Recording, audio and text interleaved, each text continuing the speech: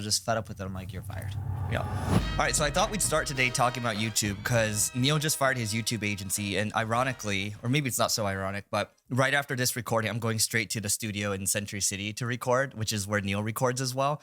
And I'm enjoying my YouTube right now, but I'm very appreciative that Neil spent this money on his YouTube agency because we took a lot of inspiration from what they do. And it's a lot of it's working for our stuff, but we're doing it in our own way, which I'll talk about in a second. But why'd you fire your YouTube agency? Yeah. So Eric knew me going into this that there was a chance that I wouldn't end up working with them for a long time.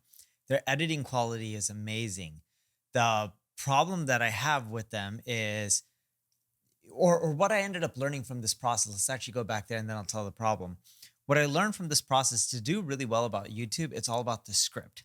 And the agency would help me with the script, but in reality, I would create my own script because it would give me a topic. Once they give me a topic, I then record, call it 10 minutes on the low end, 30 minutes on the high end of notes for that video. And over time, they would then take those voice recordings and turn it, or video recordings, because sometimes I would screen share and turn it into a script. And in their scripts, some of it was bombastic. And I like taking that word, Ramit Sethi taught me that word a long time ago. When I say bombastic, things like, if you don't do this, you won't achieve $1 million income. Like a lot of it's money related, how to get rich related. And I hated that. It's how to get rich and it's also fear driven sometimes. Yes, bingo. Fear-driven was also another one. Urgency was another one. Scarcity was another one. And I figured out how to fine-tune the scripts over time because over time, instead of me just recording a video note on a topic, I would actually go into Google Docs or Grammarly or Microsoft Word, whatever you want to call it, and outline what I'm going to talk about in order so it'd be more logical. And then I would record the video notes. So it started getting to a point where I was just pretty much making the whole script. And what they were doing is adding in the hooks. So then when they would then send me a script and I was going in studio, there's a teleprompter. So I could just read off the teleprompter. But because I created this script, I would just mainly use their hook and then I would riff. Hook and then riff. And I really wasn't riffing because I already knew the script because I created it myself and I outlined it before I created the voice notes. And just some of the things that they would put in the script because they weren't necessarily technical in certain parts of marketing. The script didn't always make sense. I was just doing it on my own. And I still would be paying them to this day if it wasn't for things being bombastic. The video editing quality was great, but I would record a video on things like 7 social media trends that you got to follow in 2025. And I would break down what's changing, why businesses need an app, and I would include a lot of stats and data. What ended up happening is I would record the video, they would edit it, and they would put it up on YouTube.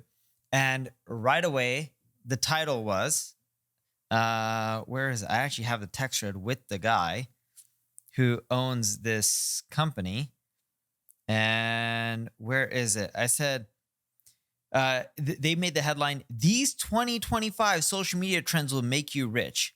And I straight up texted, "Why rich?" in the headline. The video isn't about that. And I told him, I'm like, my team and I want to cut, his company name because it's too bombastic. And I was just fed up with it.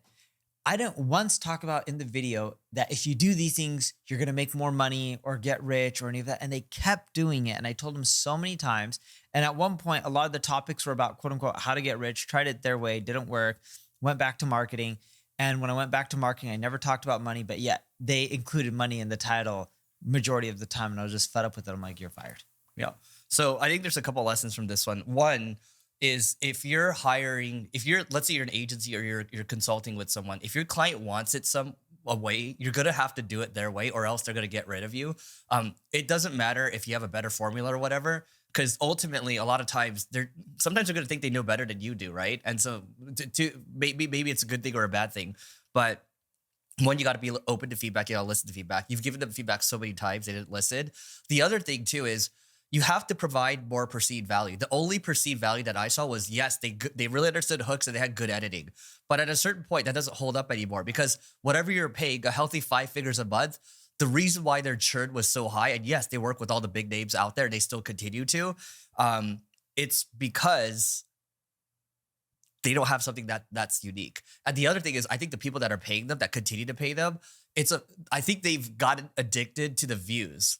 And I don't think that's the right way for them either, because for a lot of these people, that's not their main business, but they've been chasing the wrong thing now. You're not getting trapped into that. You're just like, dude, like I want to do it this way. And the other thing I'll say is I look at other YouTubes, these guys might say, yeah, the rich stuff that works, it gets a larger tab and all that. But when I look at other YouTubers that just focus on marketing, they're still getting 200, 300,000 views per video. And that's what we're saying. Like, there are examples of that. And I remember when I talked to this guy on the phone, he's like, oh, no, you got to show me some examples. I pulled up literally 5 examples that I showed with links. I literally screen shared with him.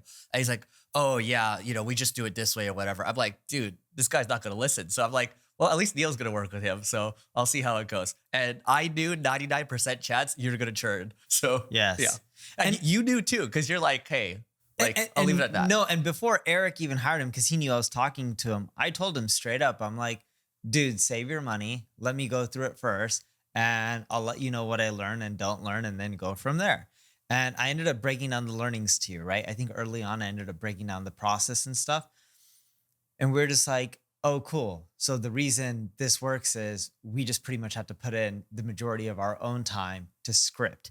It has nothing to do with the agency doing everything for you. It is really for YouTube and social to do well. Eric and I started putting in a lot of our own energy to make it work versus just outsourcing. That was the biggest takeaway I would say that I got from paying them money. The editing quality, I'm assuming you agree, is amazing. They do some of the best editing work for YouTube, but high quality editing doesn't guarantee views.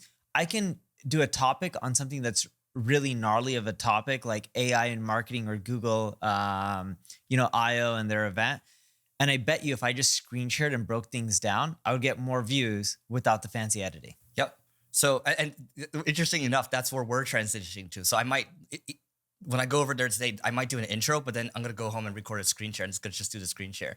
Because the thing is, someone on the team called it out too. When you and I are teaching at a conference, for example, or doing a webinar, we're kind of just teaching and it comes off very natural and people like that. And I see a lot of people doing that on YouTube and that's going to work. But I do want to give them some credit though, because some of the things you told me that we've adopted. So literally we just looked at your editing style and our team just started copying it. So it might be like 80% there. It's not 100% there. Yeah. It's good enough though.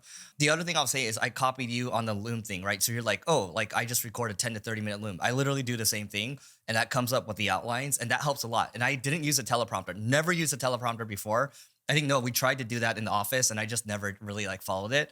But now I use a teleprompter and it's just the bullets, right? And I kind of riff off of those, which is what you and I are used to anyway.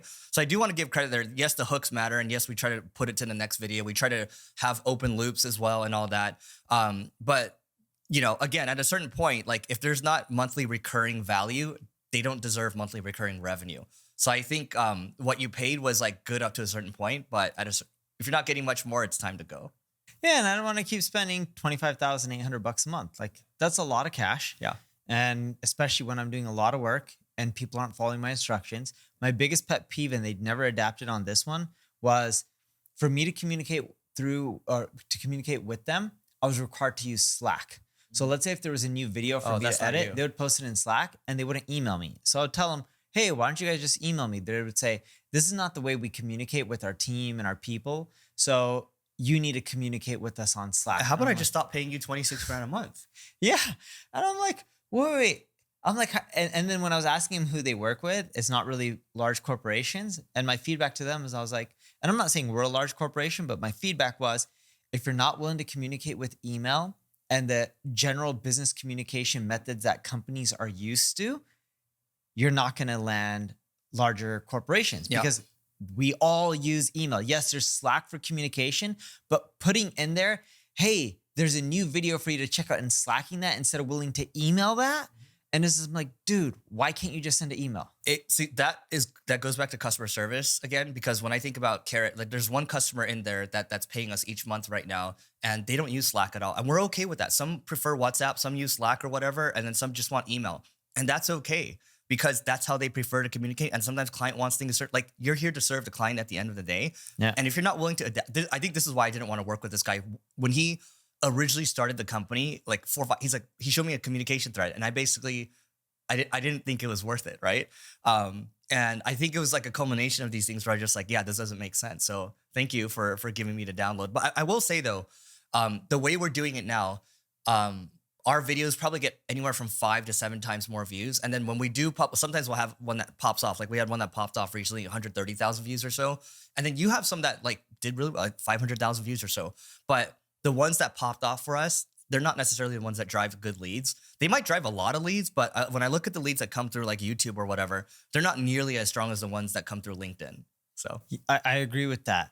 If I had to pick the best thing that I got from these guys, and this was something I never did and I should have done, we never turned on YouTube ads. Never cared to. why would you turn YouTube ads on?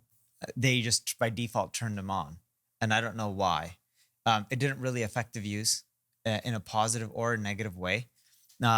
So they turned on YouTube ads.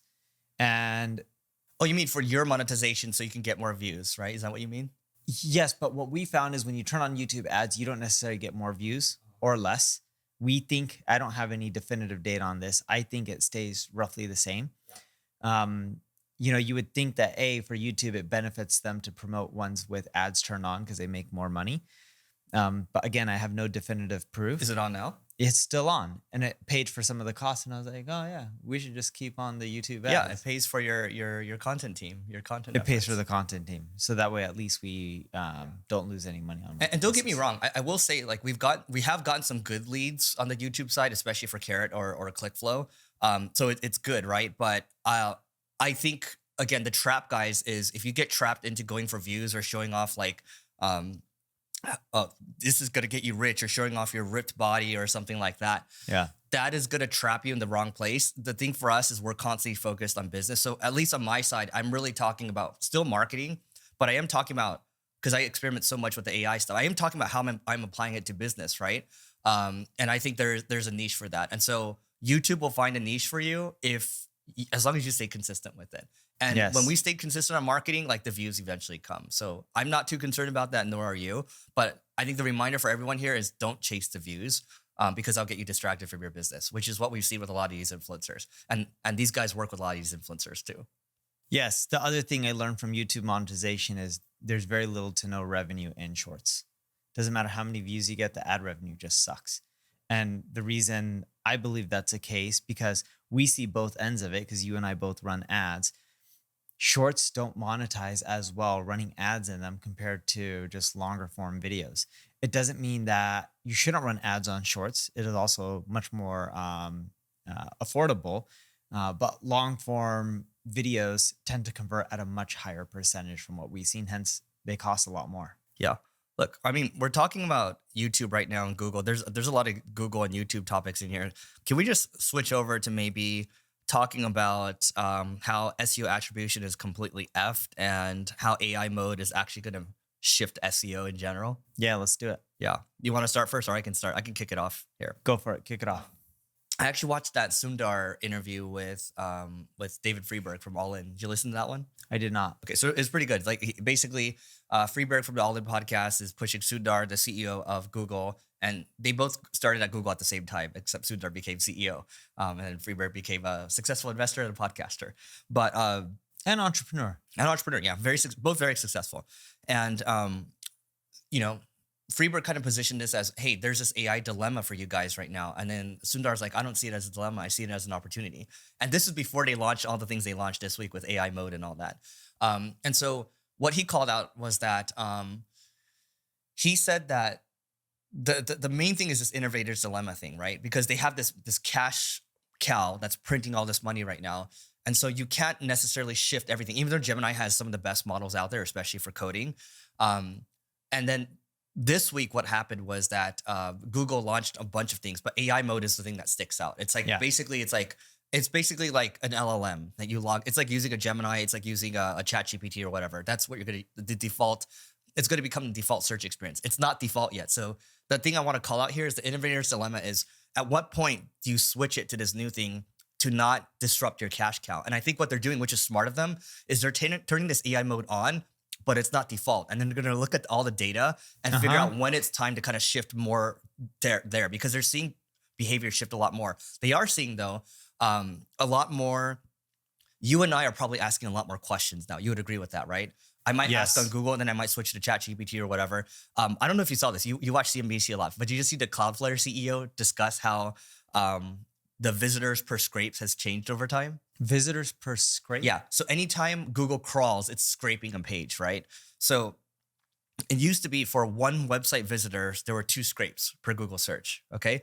And then it shifted to 1 in 6. Okay. So every 6 scrapes, you get 1 visitor. Okay. This was like a couple months ago, maybe 6 months ago or so. Now it's every 15 scrapes, there's 1 visitor, right? And not only that, I'll give you one more before we go into it. OpenAI was 1 in 250. Every 250 results, you get 1 visitor to a website. Now it's 1 in 1,500. And that's for OpenAI. So you're talking about one's for Google, one's for OpenAI. Yeah. So Google is 1 to 15. OpenAI is now for every visitor they drive, they scrape a website 1,500 times. Yeah. Wow, I did not realize that. So it's like a couple of things. I think SEO attribution is completely effed, and I think website traffic is going to continue to be toast over time. Yeah, when I look at the data, because we looked at AI overviews and how it's affecting traffic, we saw traffic declines in both B2B and B2C. But what was interesting in B2B, we actually saw a slight increase in revenue. B2C, we saw a slight decrease in revenue. Now, there could be external factors like tariffs or economic conditions or algorithm updates that can affect traffic. But from a revenue standpoint, what we're seeing is a lot of the traffic that websites would have got, it's traffic that never really drove any revenue in the first place.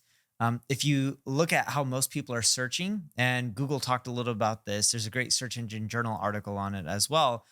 Users are typing in longer and longer tail search queries. Most of them are question-based. So it used to be before roughly 8% of Google search queries were questions. I don't know what the percentage is these days, but it must be a much, much larger number because you can ask anything. And I was with a buddy who is visiting from Seattle, hedge fund guy. And, him and I were talking 2 days ago in person. And as we were walking, we were talking about Apple stock. And if you look at Apple stock, I believe the number is roughly, today there's some news. Trump made an announcement that Apple should be tariffed more, their product should. So it's causing their stock to go down.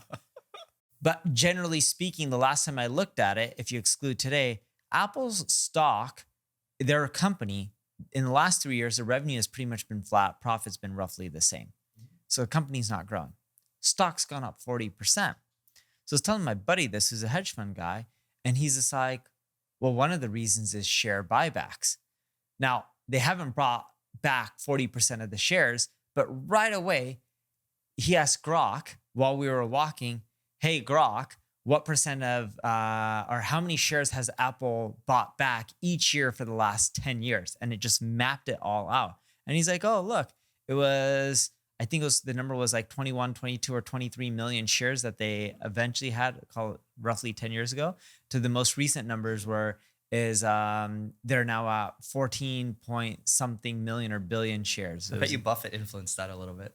Yeah, probably.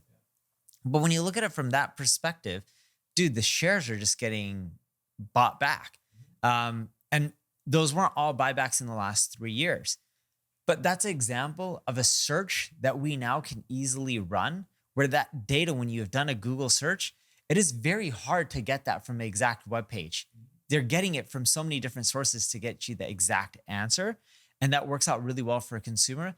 But that's not a search that would really generate any revenue for anyone. And we're seeing AI impact those kind of searches when we look at navigational and transactional searches. And I have a chart on my Twitter on this. There's really not that many transactional searches that are happening on OpenAI percentage-wise. The number of searches that OpenAI is getting, almost all of it is informational. And let me see if I can actually pull up the chart. Neil Patel, ChatGPT versus Google informational searches chart. And let's see if I can pull up the image on this. Dude, so check this out. How people search on Google versus ChatGPT. Look, this is just absolute percentage. It's actually not the total number of searches because, of course, Google has way more searches. But 93.7% of the searches on ChatGPT are purely informational searches. This is not the stuff that's causing direct revenue. I agree, traffic is changing from this standpoint, but when we look at revenue change hasn't really been impacted. A lot of this is just informational based searches. Yeah, let me think about this. Let me share an anecdote here. So when I think about buying things, like for example, we went to a resort recently. I didn't go through ChatGPT or anything. I still use Google for that. But what did you do specifically to buy? I was looking for reviews on the best resorts nearby, and I wanted to see actual reviews. That's the thing, right? Yes. And so Google has a lot of those reviews, whereas ChatGPT, I at least haven't seen it yet. I did ask ChatGPT what are the best resorts, and here's my plan. It did actually help me plan out things, but then when I wanted to go deeper into more transactions, I actually moved over to Google. And that's just one anecdote. I'm not saying I'm right or wrong, but I think what we can agree on is that the way we're behaving is changing. Because the whole, like, by the way, 1 and 2, and then 1 and 6, and then 1 and 15 now. I think people are just asking more questions now. Yes. Because even when I was walking to the office yesterday, I was like using my ChatGPT for a CFO, and then I was using it for health, and I was using it for and then as I was about to walk into the door, I was like, man, I just did things that would have cost me hundreds or thousands of dollars, and I did it in minutes. And I think what's happening is we're just asking more questions because we're all getting smarter. And when I look at my search history now, I also have a 3-year-old, but my 3-year-old asks a lot of questions each and every single day. I don't use ChatGPT for it. I use Google because Google has AI overviews. And he has questions like, what's the bite force of a megalodon versus a great white shark? How does he know what bite force is at 3 years old? I don't know. My God. And then how much weight can a camel carry on its back versus a donkey? And he wants to compare. How much can a polar bear lift versus a grizzly bear? No joke. He has like 30 to 40 of these questions a day. I probably do like 15 to 20 of them. My wife probably does another 15 to 20. This is daily. Yeah. All right. And then I also have a lot more questions too, just generally speaking, like in life.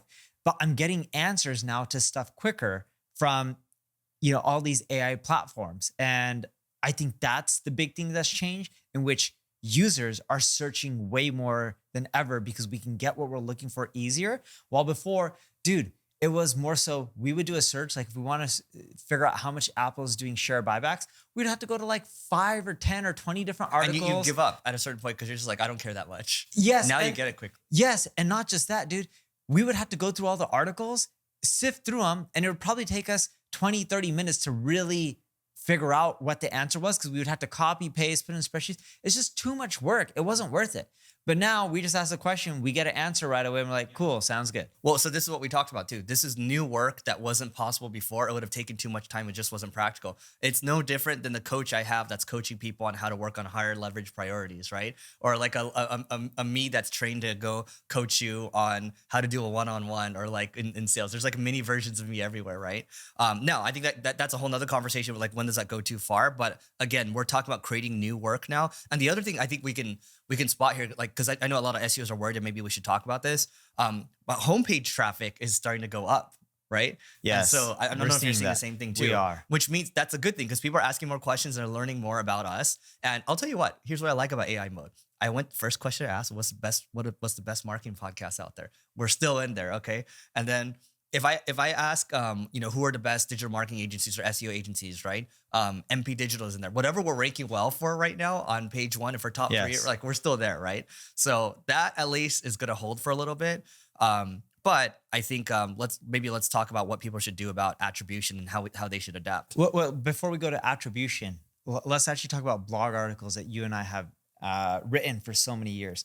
Dude, you and I are known for writing, when we got into marketing, we were known for creating tons of content, getting Google traffic for it, and that's how our brands got out there. You agree with this statement, correct? Yeah. I didn't get my brand out there. I did that for brands to grow them, but yeah, same thing. But you did it also for single grain. Yes.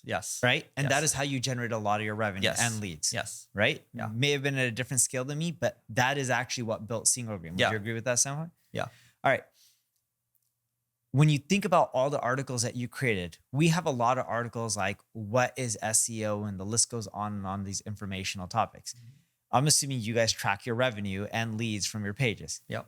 Did you really close a lot of revenue from those informational? Never. And those are all tanking now. A lot of those are taken by AI. Yeah. Totally agree with that. when we went back into our CRM, because we see in Salesforce where we're getting leads from, like what exact page, and what's driving revenue. I understand that there's attribution stuff, and we'll get into that in a little bit. But most of those pieces of content that are being affected by AI, I still think it's worth creating those articles because it gets your brand out there and you're getting cited, and it's also helping you be seen more as authority. But those kind of pieces of content never really drove us revenue in the first place.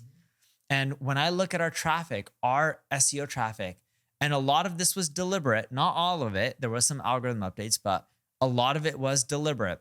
Our traffic has gone down, I don't know the exact number, let's call it 4, 5, 6x organic over the years. But our RFP count, and I've talked about this on this podcast, in 2023, just in the United States, we had 16 RFPs. 2024, we had 25. I haven't looked at the 2025 numbers. We're March or May 23rd as of recording this podcast. But the last time I checked, we were at 22 or 23 RFPs just in the United States alone. So how is it that our informational traffic is going down, but yet we're getting more larger companies hitting us up? And when we look at each RFP, not only are we getting more, but the average dollar size that each RFP is coming for is actually larger than each year prior. So we're growing in not only the number of RFPs, but the RFPs are starting to grow in size, where we're getting a lot more RFPs coming in our door that are $1 million+ deals from day one. And some of them are even $3-4 million deals from day one. Yeah. So what do you think it is? I think it is getting known for specifically what you do. We started focusing more on commercial and transactional related queries. And our marketing started getting very specific to helping large businesses solve very, not just technical, but very challenging business problems in today's environment. For example, how do you expand your marketing into multiple countries and languages before you have people on the ground? Like, what are the strategies, the tactics? How do you implement it when a corporation will say, hey, I'm going to come up with a company name like Adyen. All right. We want to go after Thailand. We don't generate really much revenue in Thailand from businesses there who are looking for payment processing. For us to build a team out there, it's going to be expensive and the ROI is not going to be worth it for us.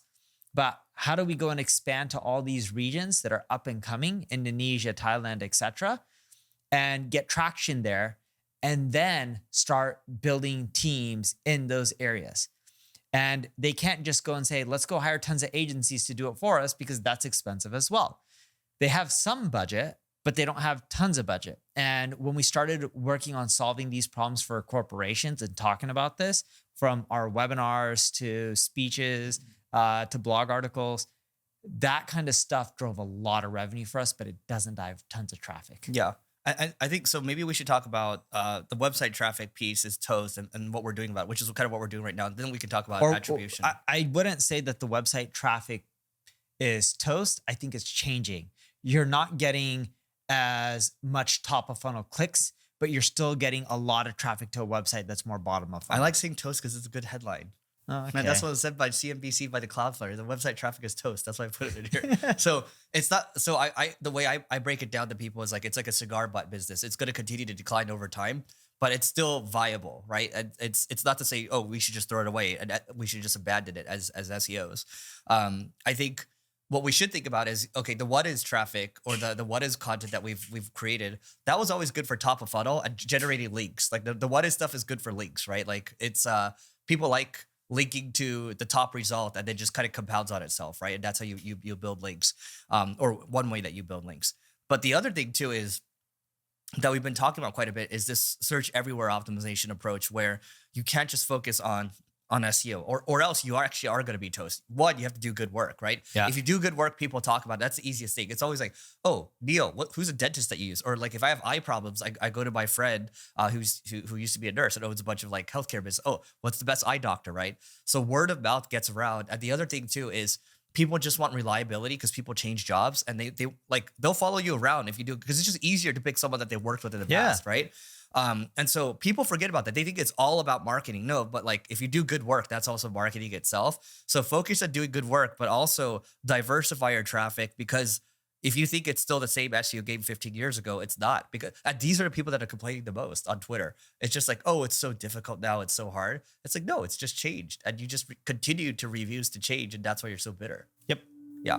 All right. So I wanted to take a moment to tell you about my podcast co-host Neil's agency called NP Digital. And they work with a whole host of global companies or a global organization. Also, Neil has SEO tools such as Ubersuggest and Answer to Public. All you have to do is go to npdigital.com to learn more, and we'll see you on the other side. Our mutual friend Gaetano posted this yesterday, and basically the headline here is SEO attribution is completely effed, right? Because all you're getting now, you're getting way more impressions now, but you're not getting the clicks. And so what should you do about attribution, right? Let me tell you one thing. No, give me the cookies real quick. Okay, so anyway, the cookies over here, guys, I'm not getting paid to say this. Everything sourdough, right? These are healthier cookies, right? Like they have all these healthy ingredients. I bought this off of, I can't even attribute to who tweeted this, but I bought 6 bags instantly. And then Neil just ordered 6 bags over here. I ordered 6 bags when I landed in Miami for my event a couple weeks ago, as I just got the bags. And these are, I'm like, healthier cookies. Sounds amazing. That robot vacuum that I was telling you about that scans your whole place, that's about to arrive, right? I bought that for $1,200, but someone tweeted it, and then I read a Wired article and I bought it. You cannot attribute that. I bought a Starlink Mini. The last week I sent you the link to it. Why did I send it to you? Because there's a discount. So Elon retweeted a discount for 50% off. I'm like, done, discount. But you got to pay a monthly fee. I know. I'm not gonna pay the monthly fee. I can cancel. I can come and go for the $50 a month or $100 a month or whatever it is. It's not a contract. Or do you have Wi-Fi or cell service on your iPad? No, I'm too cheap. Oh, so I do that. Yeah, I'm too cheap. I always do it because if I'm doing like a webinar or something, and we have like 5,000 people, and I get disconnected, I have a backup. How fast is it? It's really fast. Like, did you run it on fast.com? Here, if I actually disconnect from Wi-Fi right now. Well, while you do that, I think the point of what I'm saying is that, you know, the quote, remember in the 1800s, one guy, a really rich dude was like, you know, half my marketing works. I just don't know which half, right? Yeah. And that's okay. It's by the way, guys, this is called marketing school, but marketing is a subset of business. Business means doing a good job for your customers, and marketing is that supports that. It's not marketing first, then business. Go ahead. It's fast. So the download, it goes from 18 to 40. So it's somewhere in that range. Not fast enough. But it's fast enough for like a webinar or anything that you need to end up doing on it. Yeah. I can stream Netflix, no problem. High quality? Uh-huh. Really? Wow. Yeah. Well, still. This is the download speed here, but we're in a steel building right now. Yeah. The moment I go outside, the reception. But my point is, you can't attribute this stuff, right? Like you just bought it the way I bought it. It's like you just, and I'm not saying don't think about attribution, you should, but I think the problem is 10, 15 years ago, especially you and I, like working in tech, I think we over-index on trying to attribute every little thing. And that over-obsession actually ends up costing you. You over-optimize. And I know for a fact, because you and I open Google Analytics every day, it was an unhealthy obsession. Yeah, but dude, going back to the cookies and attribution there, Eric was like, oh, this is the company. You just go to their website. I Googled everything sourdough and I could not find their website. And he's like, dude, just use the QR code on the back. And their website was like everythingsourdoughco.com. It wasn't even in the top 10 when I Googled it. I'm like, this is just terrible. But I was able to scan it and then buy it. But I agree with you. Attribution is getting tougher and tougher. And I think that's going to be the way it's going to continue moving forward. You have a vacuum that cleans your whole house. You're going to test it out soon. Let me know if it works. You're for sure going to buy it. But I saw on Instagram little mini goat carts that work inside your house. Goat carts? Uh-huh. And they're called like kid cleaner cart or something like that. I'm getting the name wrong, but I know it has cleaner in there. Mm-hmm. And it has a mop attachment that you put in the front. And it puts like a Swiffer pad at the bottom. Yeah. So when my kids, I got 2 of them, 1 for each. So when they zoom around, it goes 5 miles. I have wooden floors. It straight up sweeps up everything on the floors. Did you buy it? I've had it for a long time. I saw an Instagram video of it. Yeah. It was like 200 something bucks each. Bought 2 of them. Yeah. My kids use it probably for 20 to 30 minutes a day. Yeah. They clean up the house, sweep up like all the dust and everything without me doing anything. That's great. That can be attributed though. So we're not seeing guys. No, but how is it attributed? No one knows because I saw Instagram. Was that Instagram Shops or an ad? No, it was just an Instagram video of someone showing. It was an organic post. And then I just Google it and I found it on Amazon. Yeah. And then I go from there. But they're gonna three touch points. Look at that. Yeah. Yeah. And when I Googled it, found it on Amazon. And then from there, I picked one. There was tons of different options, bought one of them. So our point here is, guys, like, don't worry. Like, yes, you should. We're not saying don't abdicate tracking. You should keep tracking whatever you can, but also don't over index on tracking too much. And so when they say SEO attribution is completely effed, maybe not, but like, do what you can, but then focus more on creating a good product and getting more word of mouth. Dude, but attribution, if you look at analytics, a lot of it's been not provided for ages. Over 10 years. Yeah, right? you use, I don't know how long, but it's been a long time. You use Google Search Console to get more data. It's hard to get exact conversion data for specific keywords. It's easier to get conversion data when you're actually bidding on the keyword and you can see it. And a lot of the studies we've done, we look at AdWords data to figure out which keywords organically convert the best. And by the way, like, sometimes when I listen to some of these e-commerce podcasts, like they start using all these mixed media modeling, incrementality testing, and all this shit, right? And I'm just like, that sounds all cool, but you can't try to over-index over, and it starts to become this science, right? But business it's part science, but it's also part just delivering good value and being good to your customers and listening to your customers. So you got to do both. Yes, but I get why large corporations do the media mix modeling, because when you're spending 100 million, 200 million, totally, you want some data. I'm talking about the e-commerce companies that are not even these large corporations that are over-indexed. Like, you're too small to over-index on this stuff. I agree. Yeah. And even the large corporations, they do all this stuff. Yeah. Part of it is science. Part of it is gut feeling and art. And then it's just going from there. It's not or, it's and, right? Yes. I think too many people have gone for or, and that's what it is. So that's why I say, look, website traffic is going down, and attribution might be going down as well. But that is your opportunity. And I think what is this? Rand Fishkin, I think he popularized, like, we're in this world of zero-click marketing now. But that is your opportunity to do well on YouTube, for example. Like, we're spending more time on optimizing on YouTube. That's your chance to do better on other channels, better on email, maybe owning your audience as well. And so there's a lot of opportunity, and it's very much a blue ocean when it comes to doing hard work. It's a red ocean with the easy work, right? Yeah. So do the harder stuff, and you'll be in a blue ocean, which means less competition. Yes. And I look at things like SEO, whether it's search everywhere optimization or the traditional SEO. You got to do this stuff to be top of mind and have your brand out there. If you don't, you're going to end up losing revenue. And I look at digital marketing turning into television advertising. When you think about television advertising, companies for so many years, even right now, I know there's companies like Attire that help track in when people have internet-based or connected TV. To try to say, oh, they watched a commercial, then they went to your website and converted. It's not exact, but it kind of works. But I look at this whole model here of the traditional old school TV advertising, where companies did it for a very long time and just got their brand out there.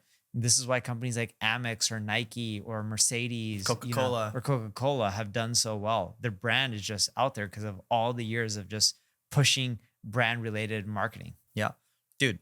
We can come back to Google on YouTube in a second, but I just got this one. So Palmer Luckey was doing, Palmer Luckey, the Anduro guy, who's also did Oculus. Yeah, so he sold Oculus to Meta, and so I have this quote in here. I think he was doing an interview with Peter Diamandis, but let me just read this to you because you had a blog post on this a very long time ago. Okay, so you. You see Trump here. He's with one of the sheiks, right? I think this is from Saudi Arabia. So what is the sheik wearing? That's Doha. Doha. Okay. Qatar. Okay. So what is he wearing? He's wearing sandals. Okay. And similar to what I'm wearing right now, but mine are black. Yeah. Okay. And then Trump's dressed up really well, right? And Trump usually will wear like a suit. So the point is, for them, that is dressed up. Yeah. But that's not casual. So they have different versions of that clothing. Yeah. It's more so because it gets 120 degrees, they tend to wear all white. This part's fine. I think this is funny to me. I'm sure the sandals are nice and they're really expensive, right? But Harshdeep Rapal says, if you have enough money, no one will ask you if you have a business suit or shoes. And then Palmer Luckey's like, this is definitely true in my experience. And then Palmer Luckey's, he's got like this goatee, he's like always wearing shorts and stuff, right? Yeah. But point is, we've talked about this before. Like, don't get me wrong. I think you and I, we like nice things. Let me establish that. We like nice things. But for the most part, like, I'm usually wearing like yoga clothes, and then you're wearing like a yoga Viore. I wear Viore yeah. and Buck Mason. That's my daily outfit. So the thing here is, does dressing nice make you more money? I think it depends on the industry that you're in. So if you're doing real estate, or if you're like an investor, and like, yes, you should probably wear like a suit all the time, right? But it just depends on the industry that you're in. But I think what we found is that dressing nice, at least for me, I'll speak for myself, doesn't typically make me more money, because I have the cool suits and all that type of stuff, but I hardly wear it because it's just not comfortable to me. So no, do you actually have suits? Yeah, of course. I have usually you're supposed to have a couple go-tos. Like that's what I have. I bought one recently and it's my only suit. Really? Yeah. Dude, but you've had so many. Okay, I don't fit in them anymore. Oh, that's right. I've gained like 10 pounds. Yeah, but you used to have a lot. I remember your Vegas closet. Like 20 to 30 suits. That's a lot. Tuxes and stuff like that. That's a lot. So, and then sport coats and jackets and all that stuff. You gave me, I still have one of your sports coats, the Tom Ford one, right? But so the point here is, and by the way, you used to have a stylist and everything, and now you don't care as much anymore. Like, no. I think the stuff is still nice, but you don't care as much. Dude, so I was, we both shop at Brunello Cucinelli, right? I think that's probably my go-to store. I'm assuming that's yours as well. And it's the best. Before, I shopped a lot at Loro Piana. I think the majority of my wardrobe is from Loro Piana, Tom Ford, probably next. Brunello is the newest brand, but I've been shopping with them for a while now. And I would say those are probably the three main places, where my clothes are from. So you want a discount on it? One of our mutual friends, because he's so good with people, can get a 40-50% discount on Brunello. I don't really buy much anymore. Okay, see that. Oh, just let us know in the future. Yeah. So, and this is what I was getting to. I've been working with some of the same people for so many years, and some of them know that I end up spending money on clothes. Like a lot of my Loro hoodies are like $4,000 or $5,000 a pop, but they look like $20, just casual hoodies. Yeah. And I wear them not because of the brand. You can't see the logo, unless I take it off and it's on the inside and it's just a tag. I wear them because it's soft and they're super comfortable. And I have a lot of the same ones in case, kid spits up on it. Don't or one care. rips. Yeah, one rips. But going through that whole process, I've bought a lot of fancy clothes. And, a lot of people I work with always tell me, you spend all this money on clothes, you don't really wear any of them. And I'm like, what do you mean? They're like, if you look at what you really wear, I tend to wear Viore, I don't know what they're called, like yoga pants, right? Well, let's call it $100. And I have one for every day of the week. It's the same exact color, looks exactly the same. There's no difference. I just have duplicates of them. And I wear these Buck Mason t-shirts, which I don't know how much they cost, $20, $30, 40, 50 max. And I have 20 of them in my closet, or 30 or something like that. And I buy them like once or twice a year. But they're just like, you have all this nice stuff. This is all you wear. And you usually put a sweater on top that's typically blue or gray in color. And it's Loro Piana. And it's just a standard normal looking sweater that I may have spent $1,000 something to $4,000 on. And I tend to wear the ones that are $1,000 to $2,000 the most, because other than the hoodies are expensive, but they're just the most comfortable. And they're just like, you start shopping at Brunello and Tom Ford, like, you wear none of it. I'm like, oh yeah, this is a good point. And I started looking at how much I'm spending on shopping a year. I didn't go back long enough, but I was looking at my credit card statements. Call it on average 20 grand a month for clothes. I don't really wear any of it. So over the last few months, I just cut it all off. And my closet is still the same size. And when I look at what I actually wear, because I'm, really paying attention now to what I pick, no joke, I wear like 3 or 4 sweaters, same white t-shirts, same pants, same shoe, and that's it. And I don't wear anything else in my closet, even though I have it. And I've gotten to the point, because I still speak a lot, I have these like gray dress pants from Loro Piana. They won't make me any more of them because they don't have the fabric anymore. And I have like 12 or 13. But, I was talking to my wife and I was like, do you think I can get away speaking in Viore yoga pants? And she's like, don't go that far. And why not? I mean, look at what Gary Vee wears when he's dude, that's what I was saying. I was like, but why can't I? I don't want to wear dress pants anymore. Yeah.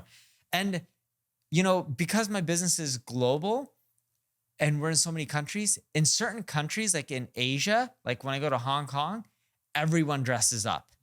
So in certain countries, I would feel more uncomfortable wearing the yoga pants, but still, I'm like, why can't I?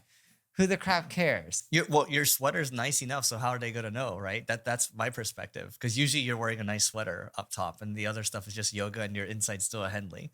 And by the way, when you look at Gary, like he's always wearing a hat, right? He's always wearing like a t-shirt or whatever, and so like that's just who he is.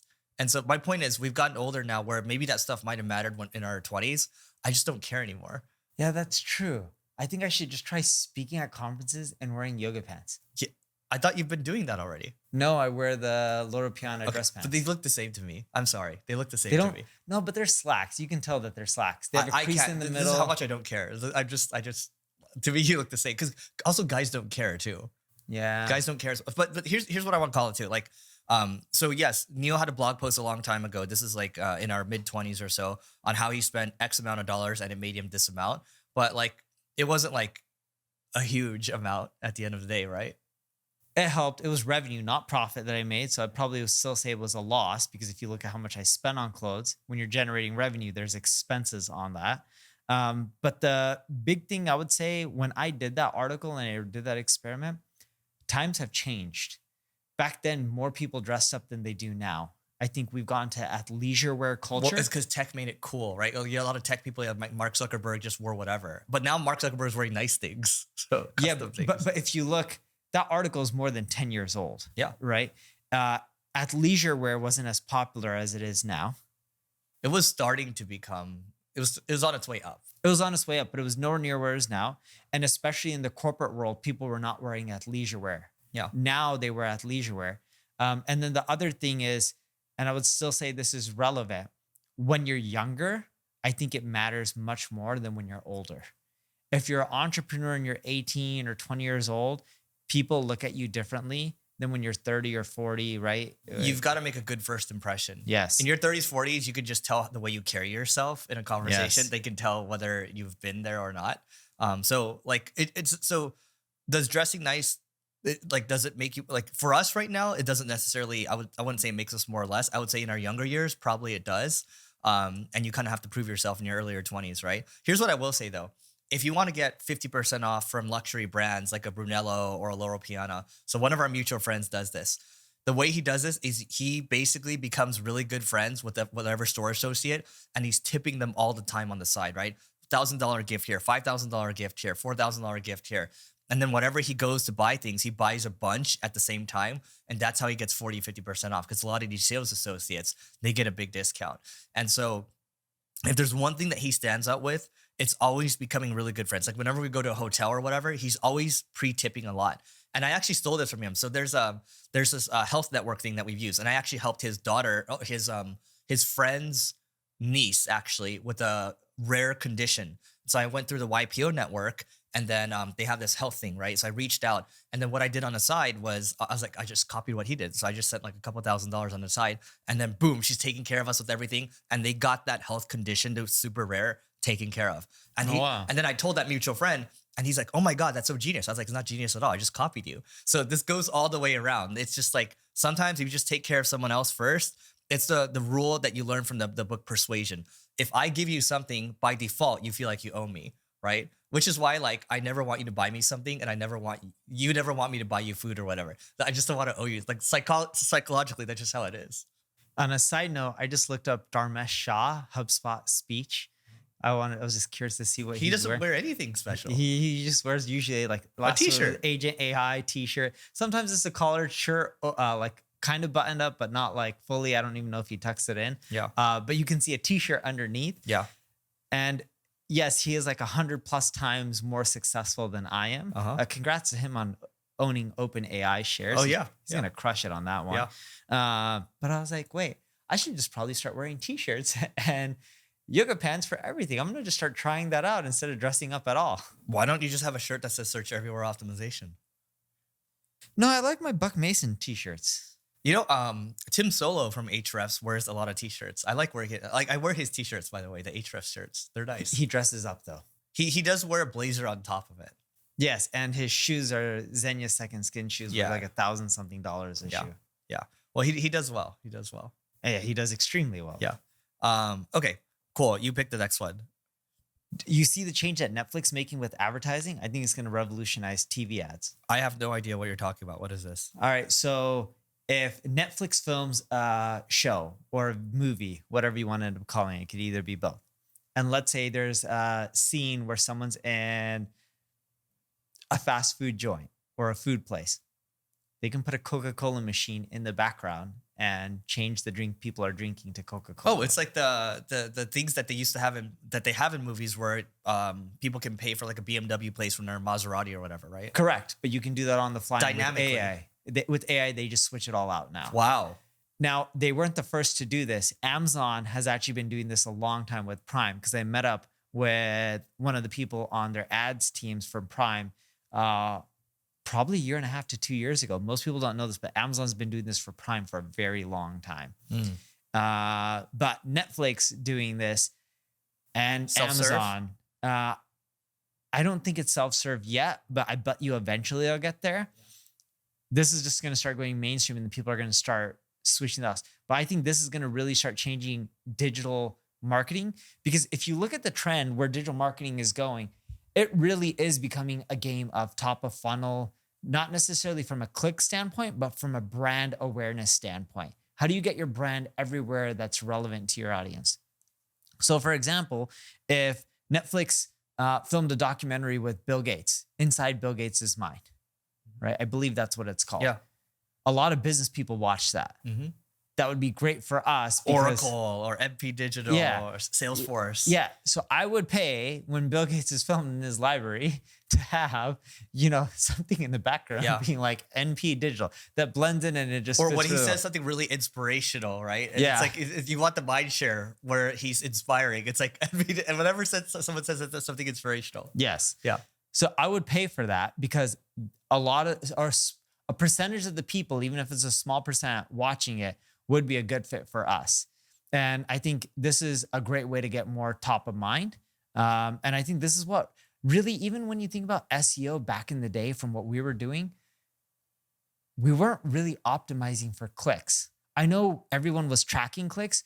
We looked at clicks as, more people get to know our brand. Dude, we created content on so many long tail queries that never drove revenue. And we knew that, because we wanted to get our brand out there. And we believe that the more people that get to know our brand in the long run, whether it's people talking about us or mentioning us, eventually it would cause customers, even if it was 2, 3, 5 years later. It's the same thing now, but you can't necessarily attribute the traffic to your website. You got to create the content, so then that way people can see you reference everywhere, your logo everywhere, your fav icons everywhere. And in the long run, we still believe that'll drive revenue because it's worked for us. Yeah. I think I'm just looking at YouTube now, or we know that Search Console, Google Search Console, you're getting more impressions. You're seeing this open jaw thing where impressions are going up and traffic's going down. It is becoming more of this. We just kind of talk about it. Like, if you're doing good work and your brand's getting out there more, it's fine. Don't try to lose sleep, or don't lose sleep over not being able to track everything. But one thing that's been pretty resilient with all these AI changes for us is tools. Because if you look at Uber Suggest and Answer the Public, it's keyword research. In today's world, people still need keyword research more than ever, because it's complex on what are you trying to optimize for to get your brand out there, from social media to Google to YouTube, right? And we look at the tools. Tools are somewhat AI proof, in which you're going to use AI to do keyword research. I think AI also links to tools more, meaning it calls out tools more because it can't do this. And I think tools are higher bar too. So because of you can vibe code a lot of stuff now, I think the bar is now higher. It's like it's easier to make an ebook now. Yeah. It's easier. So that now it's like, if you go towards a harder thing, the blue ocean, which is building tools, you're going to stand out. And so with ClickFlow, we try to give like, here's 25,000 words for free, right? That's a good offer. And so with you have like you do have Uber suggests you do have a free version, right? Answer the Public. And we're actually trying to go more free, which we talked about last time. We were running tests on that in like, I think 2-3 weeks. We're making some other changes in the short run. But we're integrating things like AI data from all the search queries people type in on these AI platforms and how often your brand shows up. So we're starting to tie in some of those things into our tools. We're at least experimenting on our end before we release them. But when we start gathering data from a lot of places and showcasing it within our own tools, we're seeing usage on our tools do very well in this kind of environment, and we're not seeing it decline really. You know who called this out? The head of SEO at Canva. She posted, or she or he posted this on CEO's millennium. no SEO, SEO, yeah, not CEO. Yeah. So this person was like, hey, we're actually seeing a lot more traffic go to our calculators and our different, like, basically, either trending topics or calculators or tools and things like that. Basically saying that they're seeing their traffic from LLMs go up, and it's because of those pages, not so much the informational pages. Yeah. And so if that's a signal, then it's like that is a signal to go build more things and do tougher things. But that's what it is ultimately. And by the way, do you have anything else on this one before we move to the next one? No, I want to. Okay, so I do want to go back to, because we've talked about this a couple times already, but Wall Street Journal posted this on bosses are done being quote unquote nice, right? And then on one end, I see on LinkedIn, like I see one person, she posted saying that we need to unionize as employees. We cannot let this happen to us. And it got like 3 likes on it. My point of saying this is that it's not that bosses are done being nice necessarily. It's basically saying, bosses are tired of this. I hear from some bosses, they're like, some people, they're going on a rampage right now. They're cutting due to AI. We hear, this person cut 8 million in payroll. This person cut 400 people or whatever. It's not that people want to do that. It's just whatever is best for business at the end of the day. And I think what happened maybe in 2020 or so, and this is what I saw, 2020, 2021, when interest rates were very low, the economy was ripping and everyone was investing a lot and people were paying crazy high salaries and everything. And people had to be a lot more accommodating. And I think what happened was people became very entitled, right? And bosses had to deal with that. What you're hearing now from Wall Street Journal, you're also hearing this from other podcasts, is that people are starting to realize now that maybe they were being paid too much, which is ironic to me. So people are being paid too much. And then also, again, bosses are tired of this whole, like, as I'm interviewing these CEOs, they're like, so Eric, what's your take on it? Should we be back in the office? What about this remote work thing? I talked to my one of my relatives who works at the IRS, right? I was like, hey, what do you think? Should they have cut 20,000 people? It's like, absolutely, they should have cut 20,000 people. So you're seeing all this happen in the economy right now, where I think the quality bar is expected to be higher. And a lot of people aren't willing to meet that new bar because of AI is helping us do things a lot faster. We're asking questions a lot faster. And so that's why there's this quote about bosses are done being nice. It's not unionizing or anything. It's that a lot of these people, you and I, we spend a lot of time on talking to other people and learning how they're getting faster. We just want to be more efficient, right? And so if people aren't willing to meet that bar, there's a lot of CEOs out there that have said, hey, here are our new standards of excellence. Here's what Toby from Shopify said. Here's what the Box CEO said. Here are new standards of excellence. If you don't want to meet it, that's okay. You don't have to be here, but we're done being accommodating. And that's what business is. Business is, you're just here to serve your customers, and you're here to make sure that your numbers aren't upside down. And that's, nobody wants to be mean, right? Like, we don't start a business to be mean. And so when people talk about unionizing or this is not fair, or like, this is, this boss is a tyrant or whatever, it's like, no, like, we don't even have time for that. So anyway, this is just me ranting a little bit, but it's interesting to see both sides. And what I will say is it's very refreshing to see the people on my team that are stepping it up. And it's also very easy to see who's not willing to step up. Yes. Very easy. Yes. And people can try to do whatever they want, like unionize and all this kind of things. But if they don't figure out how to play ball, I think in the long run, a lot of them will just end up being replaced. And if you look at typically what I see from an employee standpoint being unionized, it's the people who aren't doing the best job who are really for unions. The people who are A players don't care for unions, don't want that because they're compensated really well. It's the C, D, and F players that are just like, yes, we want unions because they want protection. Yeah. And they're not learning, getting better, putting in the time and effort that's really needed. Yeah. And by the way, like, I don't want to spend too much time going into politics, but it's what we're for at the end of the day is equal opportunity, not equal outcome. Because if everyone has the same equal outcome, there's no incentive for you to work hard, for me to work hard, for no one to work hard.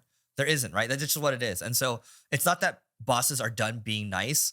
It's more so bosses, if you want to call them that, or really founders, they just want to get things done. And I don't know about you, but like when someone blocks me from getting something done, I just want to get things done. Just get out of my way, please. Yeah. Like, so that's all it is. Like, join me, or like, please just get out of my way. That's all it is.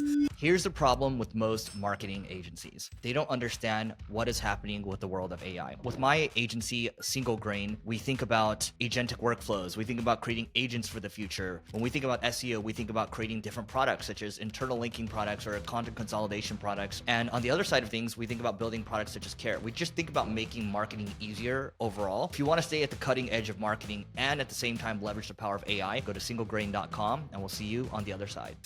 One thing about getting out of my way in a different context too is going back to YouTube. Did you see that 14 million YouTuber? He had 14.8 million subs on YouTube and he quit. So the question really is getting views worth it? Is going viral worth it? Because this guy just packed up and quit. Was he generating a lot of income each month? I don't know. He probably was. But this guy would post about how he's like walking in the Alaska mountains and it's freezing and he's like vlogging it. He's like about to die, by the way, until he finds a cabin and he goes in the cabin. He's like vlogging that, like, so very wide TAM type of stuff. You'll get a lot of views. He was done. He quit because too many people recognize him and it started to interfere with his personal life. Right. And so this again is the trap of, is it better to be anonymous or famous? Right. And I think what we called about earlier in this podcast, the very first topic that we had was talking, really part of it's talking about how these business influencers have started to chase views. But this is the price you pay at the end if you chase too many views, because everyone recognizes you and it interferes with your family life and your personal life. Yeah. I look at it as this, some people want to be famous and they like the attention. Not everyone is that way, but I do believe a good chunk of people are like that. And for those people, they should go after it. If it was me personally, I would rather be anonymous in life and rich. I put the and in there. I think that is the best setup. I have a friend who is pretty high up on the Forbes list. I know him well. He wears like flip-flops, Nike flip-flops. Hey, why dressing nice doesn't make you more money? Yeah. He probably has nice clothes. I've never seen him in nice clothes. Wears Nike flip-flops. I don't know what he drives as a car, but he has nice cars, but I think he drives like a Toyota or something, or one of those. That's his daily driver. Yeah. Doesn't care, doesn't have the fanciest home, and no one really knows who he is. And he goes around and just lives his life and he loves it. Yeah. By the way. And he's rich as crap. When I mean rich as crap is like he can go buy a sports team rich. Okay. In any league. So billions and billions. Yeah. So this okay. I want to talk about, so I like sharing the new stuff that we're working on with AI. And this is the nerdy stuff. This is stuff I do on Saturdays, by the way. So maybe we can talk about some cool stuff we're doing, some cool shit we're doing in AI this quarter. So I kind of told you that I'm using this product called Lindy.ai. And what it does is, it's, you know, Zapier, right? Yeah. So Zapier, you have these workflows, but within each workflow, you can basically prompt it to do something, right?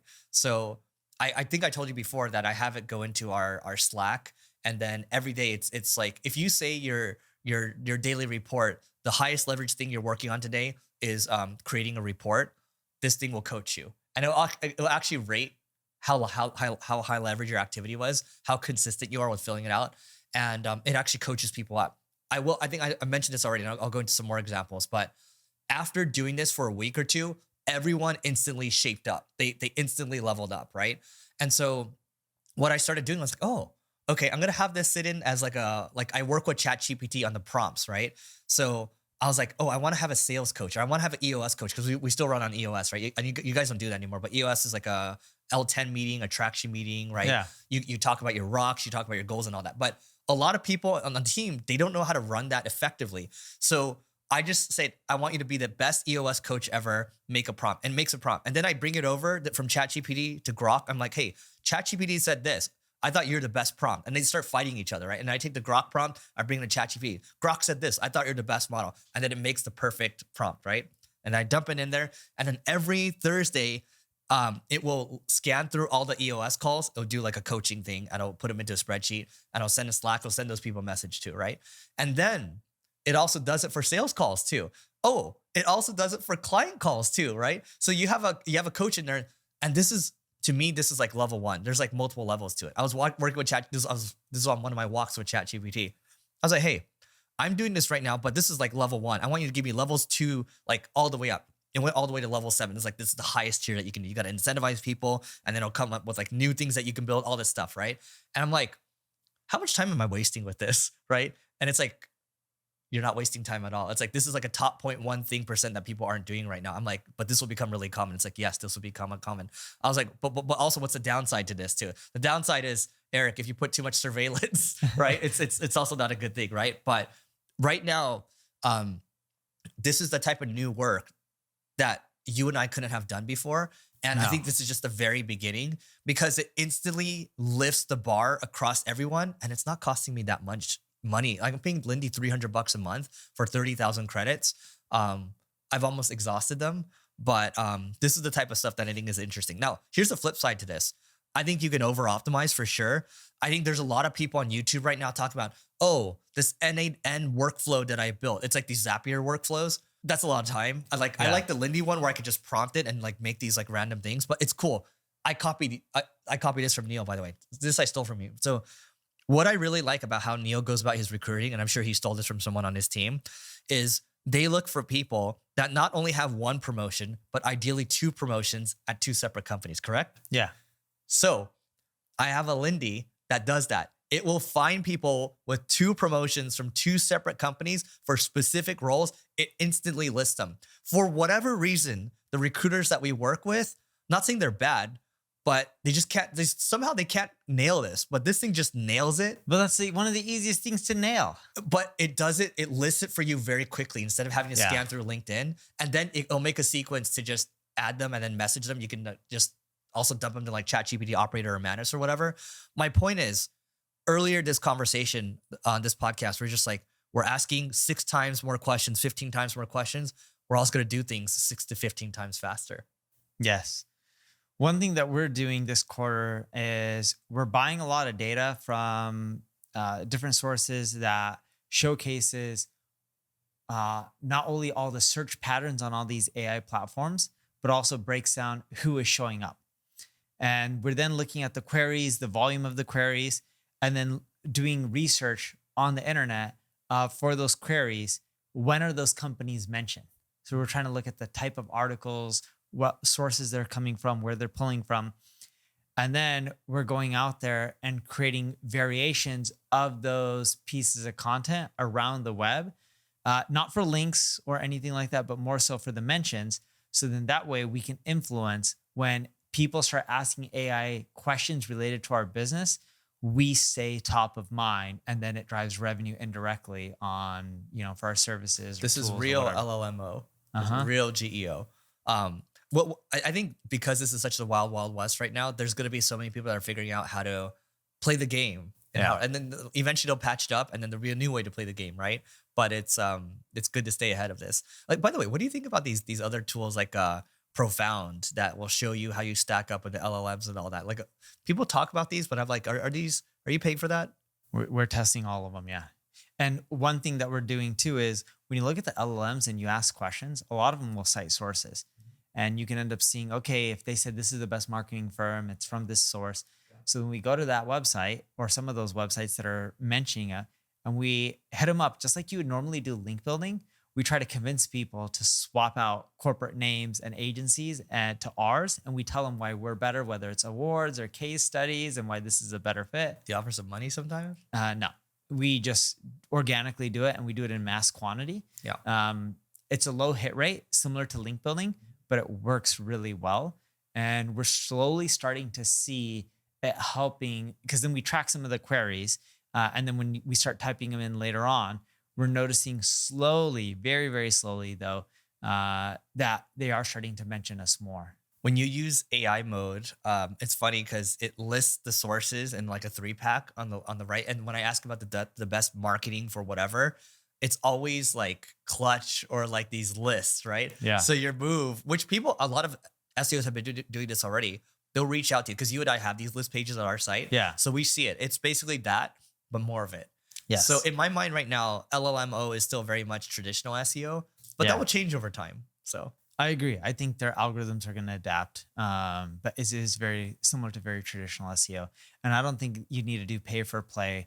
I think you just need to do cold outreach and convince people. Because if you can't convince people, what's going to happen is new companies and people are going to create articles around the web and they're not going to mention you. So you got to figure out why they're mentioning other people and not you, and how you can fix that with your core product or service or your business or your branding, so that way you get mentioned more. And that's the real long-term solution. In my mind, this goes back to having these agents that can reach out, and then whenever you have a new offer to input, it just inputs that offer in there and it dynamically shifts it. Because like what you can't do is when you reach out, you send the same reach out for 12 emails, 14 emails, just following up. It's like, No. maybe you try a sequence of 7 with one offer and then that fails.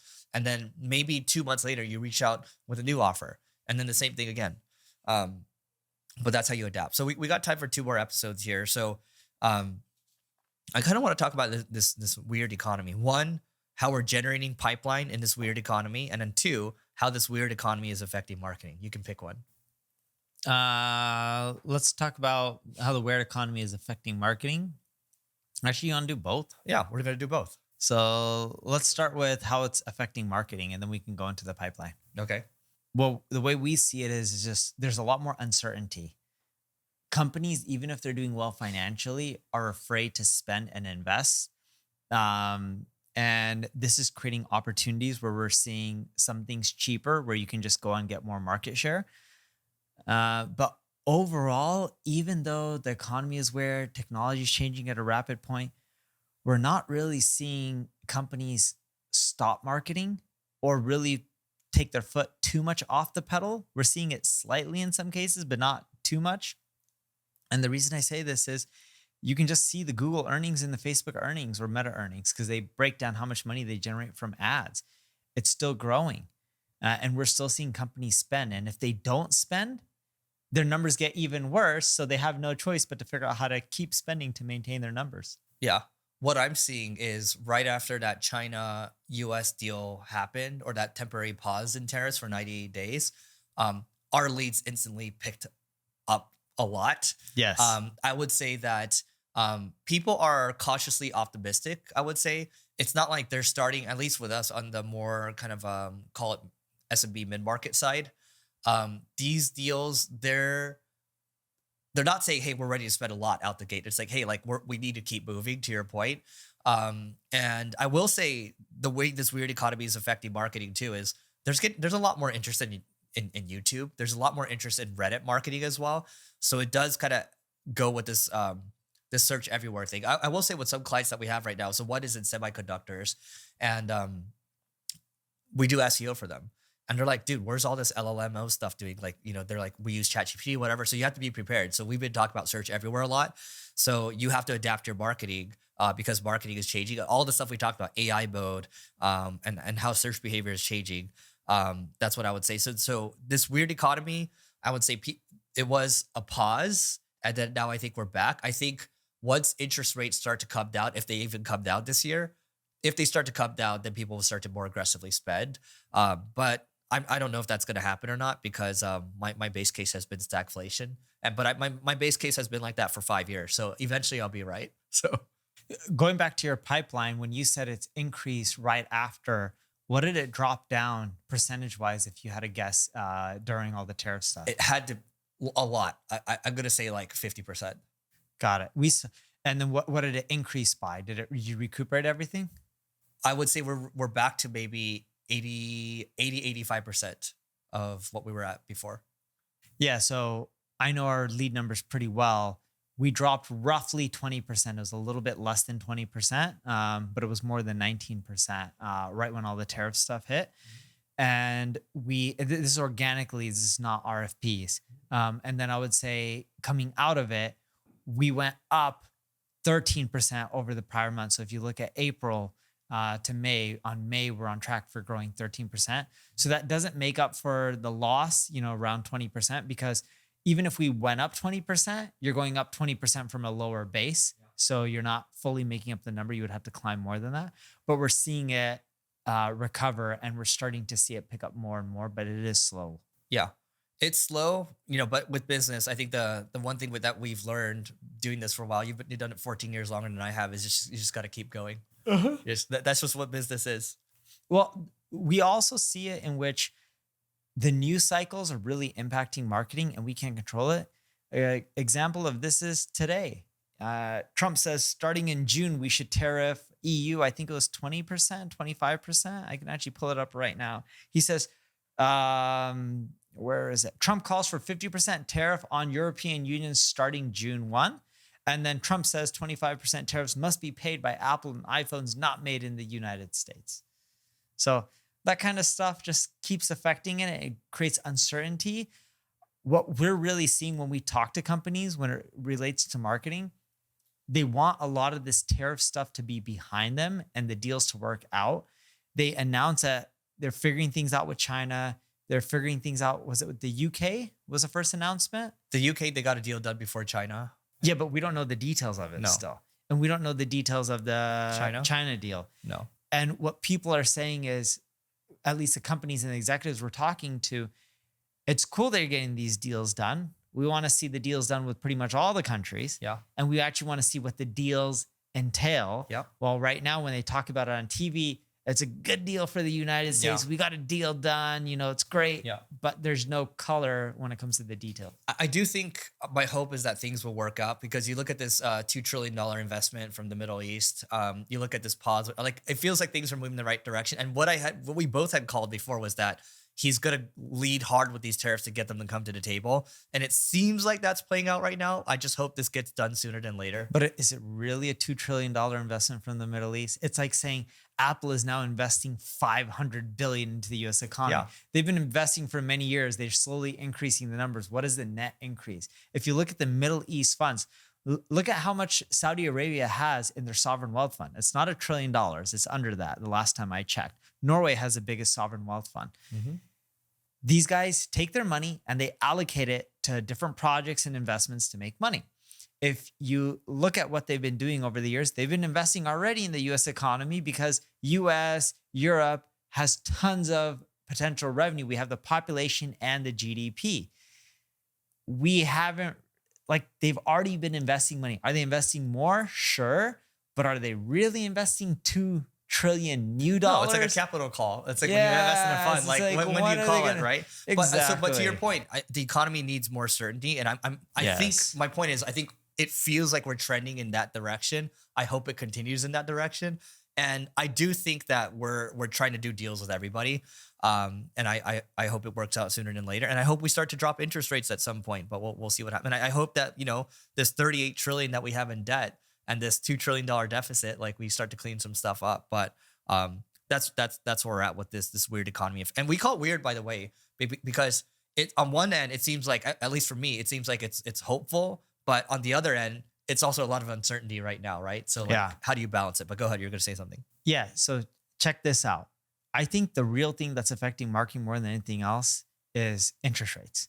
Because when I look at internal data from our own company and other agencies, March 2022 is when the Fed started increasing rates. It was pretty much zero. To the end of the year, it ended up becoming around 4.25 to 4.5, I believe it was. 4.25. But March 2022, they started increasing rates and it started going at a rapid pace. We started seeing a slowdown in marketing mid-2022. When I talk to other agencies, client spend and all that kind of stuff, they say the same thing, mid-2022. 2024, they dropped the rates down by 2023, they increased the rates by another percent. 2024, they dropped the rates by another, or they dropped it by 1%. And in 2023, things were still getting really bad. 2024, they started getting better, but what did they do? They dropped it 1% for the Fed rates. If they eventually drop the rates in 2024, hopefully. 2025? 2025, sorry. And if they can do that again in 2026, I think that's what's really going to push marketing more because it makes borrowing cheaper. And borrowing is not just businesses borrowing money to spend it on ads or inventory or for real estate or building factories or warehouse. It affects everything. Credit card payments. Yep. When interest rates are higher, the government, when they increase rates, that means the rates on your Visa card and MasterCard and American Express, when you have a balance and you continually paying interest, it starts going up. Yeah. Look, it affects spending directly, right? Because just keep in mind, and this is not an economics lesson, but if the risk-free rate right now, if the 10-year treasury is, I think, approaching 5% or so, you don't need to take a risk for that because you're loaning to the U.S. government and for the most part, very likely they'll pay you back, right? So there's no incentive to go out further on the risk curve.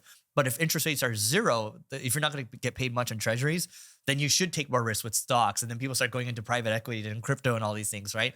And then that affects, oh, they're going to invest in businesses. Oh, if they're going to invest in businesses, these businesses need to invest in marketing. So it's like a downward effect for everything. The last thing we should cover before we go here is, in this weird economy, how are we generating pipeline, right? So it's the traditional stuff. Email marketing still works. Webinars still work. Yeah. Okay. SEO, still works, right? YouTube, we're still putting that time and effort into YouTube. Conferences, we both speak at conferences. Yep. Speak at conferences, even hosting that event as well. You do dinners? Yep, doing dinners. There's a lot of personal relationship stuff that we do that's hand-to-hand combat. Like, this is a form of hand-to-hand combat, right? Yeah. Dinners, hand-to-hand combat. Speaking at events, hand-to-hand combat. We do a lot of partnerships. Yeah, you guys do. Yeah. Where we sell other people's products and services and they sell our products and services. Yep. That helps too. Yep. And so, by the way, a lot of these things that we're talking about are relationship based. Like, if I wasn't friends with Neil, he would have come to speak at my event.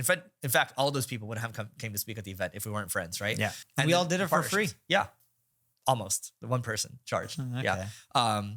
But that's my point. It's if you continue to do good work, people will become attracted to you. You're going to build good relationships, and then you continue to do it for a long time. That's how you're going to continue to generate not just pipeline, but relationships for the long term. And it doesn't matter if it's a weird economy, a good economy, a bad economy.